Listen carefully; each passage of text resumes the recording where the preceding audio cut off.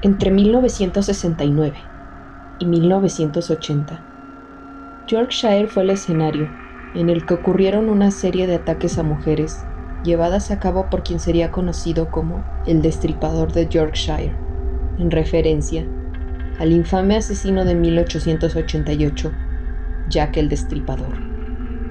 Hoy te contaré su historia.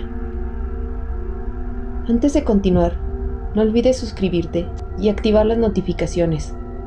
Estamos subiendo contenido nuevo sobre crímenes, desapariciones, creepypasta y todo lo relacionado con el terror semanalmente. Empecemos. Peter Sutcliffe nació en Bingley, Yorkshire, en 1946, en una familia de clase trabajadora. Solitario e inadaptado desde una edad temprana, dejó la escuela a los 15 antes de pasar de un trabajo a otro, incluido el de sepulturero, el que muy probablemente comenzó su fascinación con la muerte. Incluso cuando era adolescente, Peter ganó una reputación entre sus compañeros por su trabajo en el cementerio, además de su oscuro sentido de humor en el trabajo. También desarrolló una obsesión por las prostitutas y comenzó a observarlas constantemente realizar sus negocios en las calles de la cercana ciudad de Leeds. Pero mientras florecían sus intereses macabros y voyeristas, Peter Sutcliffe también comenzó a construir una vida relativamente normal para sí mismo. Conoció a una mujer local llamada Sonia Surman en 1967, y la pareja finalmente se casó en 1974. Al año siguiente, Peter obtuvo su licencia como conductor de vehículos pesados. Si bien ahora tenía una oportunidad de empleo estable y su esposa en su casa, este trabajo como conductor de camión también le permitía estar en la carretera durante largos periodos de tiempo sin que le hicieran preguntas. Pronto, Peter Sutcliffe no se contentaría con mirar simplemente a las prostitutas. A partir de 1975, aunque algunos dicen que ya había atacado mujeres en 1969, Peter se embarcó en la espeluznante ola de asesinatos que finalmente le valió el nombre del Destripador de Yorkshire. Se sabía que Peter había agredido al menos a 4 mujeres jóvenes, una golpeándola en la cabeza con una piedra dentro de un calcetín en 1969, y 3 con un martillo y un cuchillo en 1975, antes de que se convirtiera en un asesino completo. Su motivo sigue sin estar claro, aunque algunos han dicho que se estaba vengando de las prostitutas, porque una vez lo habían estafado. El mismo Destripador dijo que la voz de Dios le ordenó matar. Su método de asesinato se mantuvo bastante constante a lo largo de su tiempo activo. Golpeaba a sus víctimas, en su mayoría prostitutas, por detrás con un martillo, antes de apuñalarlas repetidamente con un cuchillo. Las víctimas del Destripador de Yorkshire también se mantuvieron constantes, y eran exclusivamente mujeres. Algunas de ellas eran mujeres vulnerables, como las prostitutas.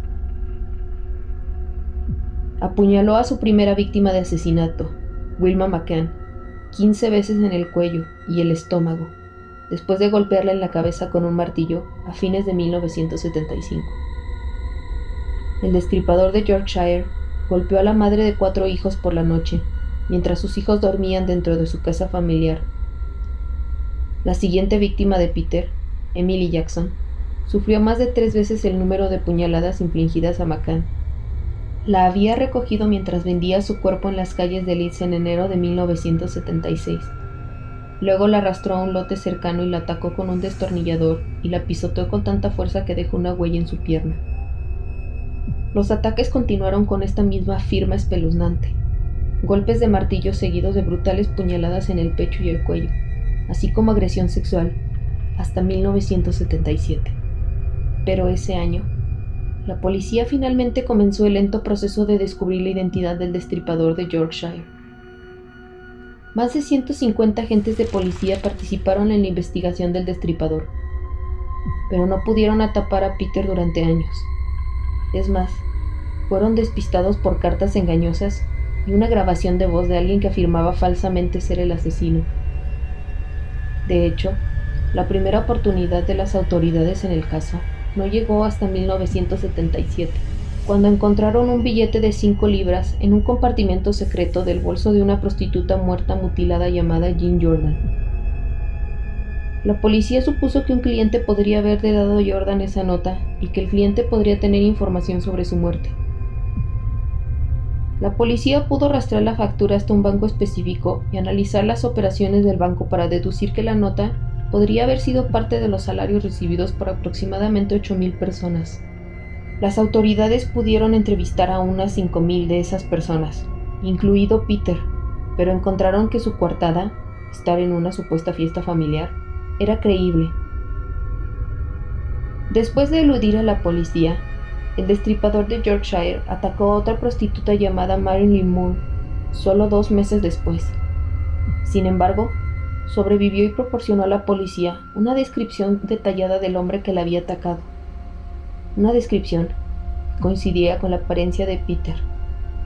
Además, las huellas de los neumáticos en la escena coincidían con las encontradas en uno de los ataques anteriores de Sutcliffe, lo que ayudó a cimentar la idea de que la policía tenía al asesino en serie a mano. Entre el billete de 5 libras, el hecho de que Sutcliffe coincidía con la descripción de Moore y el hecho de que sus vehículos a menudo eran vistos en las calles donde ocurrieron los asesinatos, la policía con frecuencia arrastraba a Sutcliffe para interrogarlo. Cada vez, sin embargo, no tenían pruebas suficientes y Sutcliffe tenía una coartada, una que su esposa siempre estaba dispuesta a firmar. Las autoridades entrevistaron a Peter un total de 9 veces en relación con los asesinatos de Yorkshire, y aún no pudieron relacionarlo con ellos.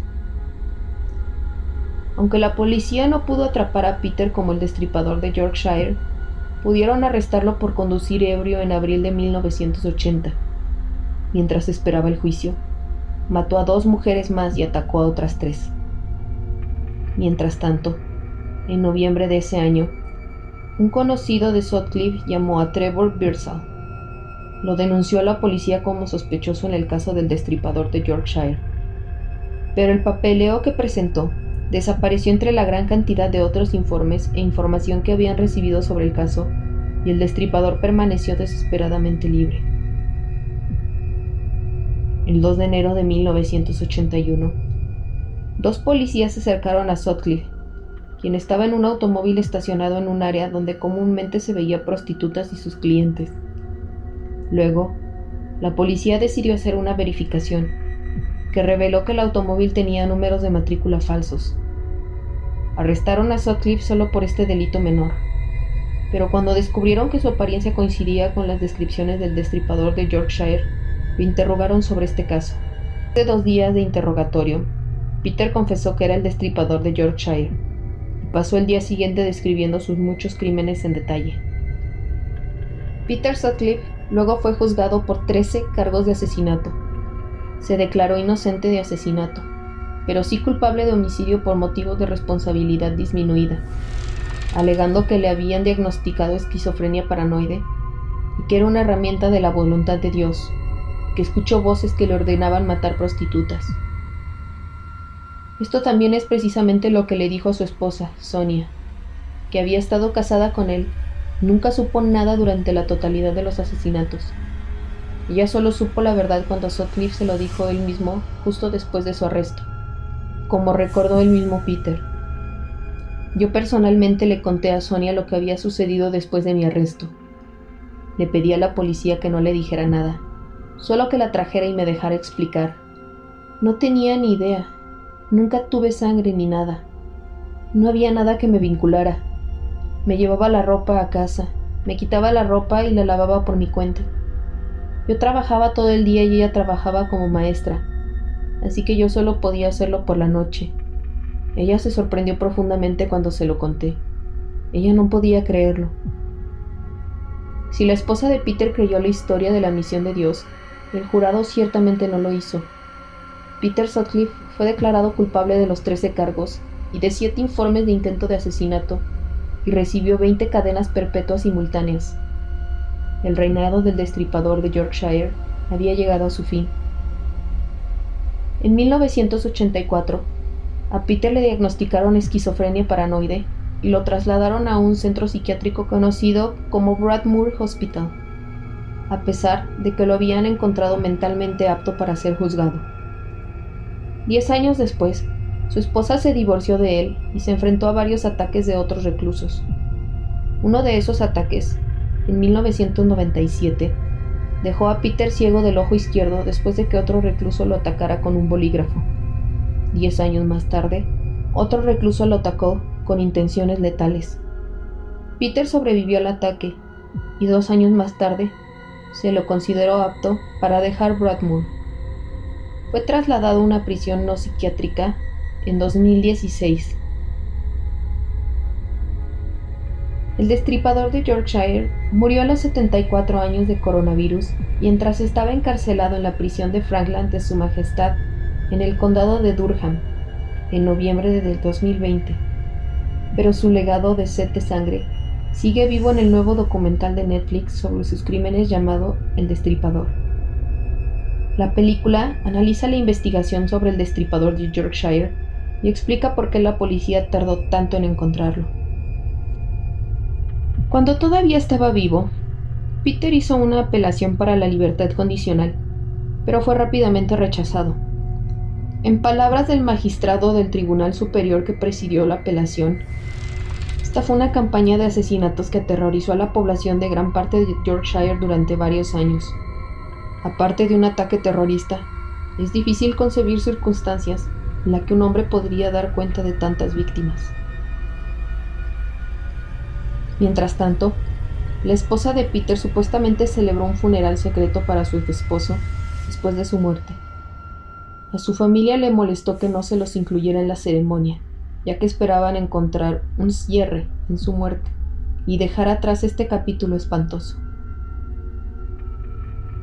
Así concluye la historia del destripador de Yorkshire, quien, afirmando estar en una misión de Dios para matar prostitutas, durante 5 desgarradores años en los que asesinó brutalmente al menos a 13 mujeres e intentó matar a no menos de otras 7.